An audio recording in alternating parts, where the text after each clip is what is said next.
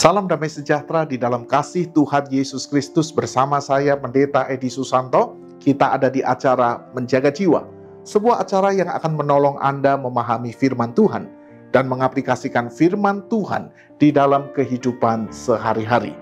Rekan-rekan yang dikasih oleh Tuhan, bagian firman Tuhan yang akan kita renungkan hari ini terambil dari kitab Mazmur pasal yang ke-50, ayat yang ke-16 hingga ayat yang ke-23.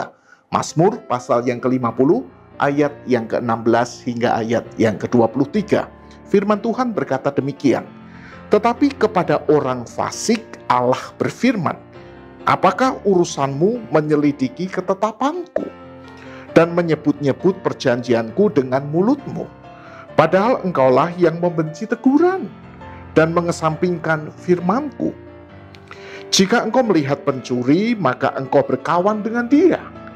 Dan bergaul dengan orang berzina, mulutmu kau biarkan mengucapkan yang jahat, dan pada lidahmu melekat tipu daya.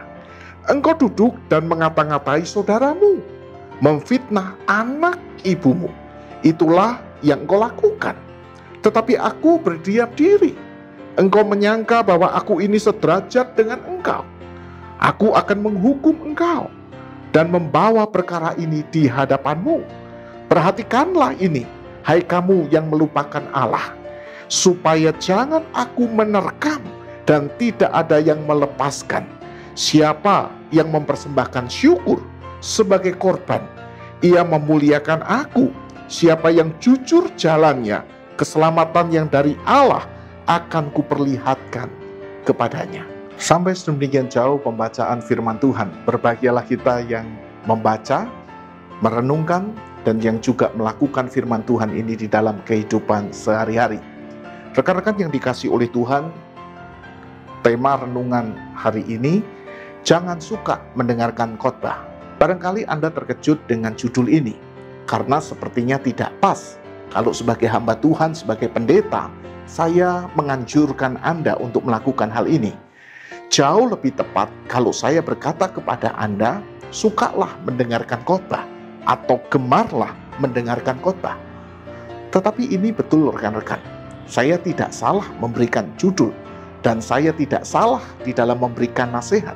Saya menasihati Anda supaya Anda jangan gemar atau jangan suka mendengarkan khotbah, karena pastinya teman-teman kebiasaan ini tidak menghasilkan apa-apa. Karena pastinya rekan-rekan kebiasaan ini tidak mengubahkan Anda. Karena pastinya rekan-rekan kebiasaan ini tidak menjadikan Anda berkenan di hadapan Tuhan.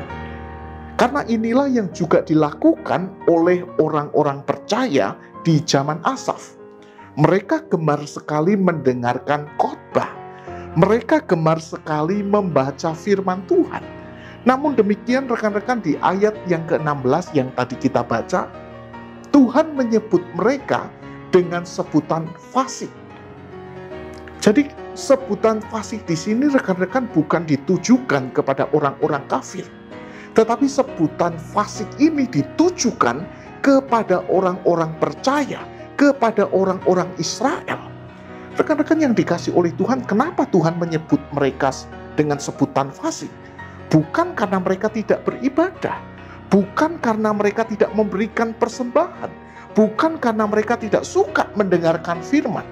Rekan-rekan, mereka suka mendengarkan firman. Namun demikian rekan-rekan yang dikasih oleh Tuhan, mereka berhenti hanya suka mendengarkan firman. Mereka tidak pernah mengaplikasikan firman Tuhan itu di dalam kehidupan mereka sehari-hari. Kalau kita melihat ayat yang ke-17, di sana dikatakan, engkau membenci terhadap teguranku, engkau mencuri, engkau berzina, engkau mengucapkan yang jahat, lidahmu penuh dengan tipu daya. Jadi rekan-rekan yang dikasih oleh Tuhan, mereka hanya suka mendengarkan firman, suka mendengarkan khotbah, tetapi tidak suka mengaplikasikan firman itu di dalam kehidupan sehari-hari. Itu sebabnya rekan-rekan yang dikasih oleh Tuhan, Tuhan menyebut mereka dengan sebutan orang fasik. Itu sebabnya rekan-rekan yang dikasih oleh Tuhan hari ini, kiranya Anda dan saya tidak hanya suka mendengarkan khotbah, tetapi biarlah Anda dan saya juga suka melakukan firman Tuhan itu di dalam kehidupan sehari-hari. Jadi ingat, jangan suka mendengarkan khotbah saja, tetapi lakukanlah firman itu di dalam kehidupan sehari-hari. Karena itulah yang menjadikan Anda dan saya berkenan di hadapan Tuhan.